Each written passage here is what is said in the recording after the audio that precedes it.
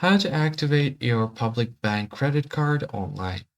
The very first thing you do is open up your web browser and on the search bar, simply search for public bank, hit enter.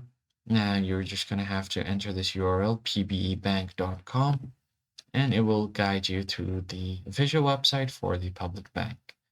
Once you land on this profile page, the first thing you have to do is log into your online banking account. What it does is it will help you connect your credit card with your account. Click on this login option at the top right. Now choose what kind of account do you have. I'm just going to select the first one. And once you do that, you'll be taken to a different page where you have to log in. Simply enter your user ID and then hit next. Now, once you've entered your user ID, it will ask you if it's your personal login phrase, if it's correct or not. Click on yes.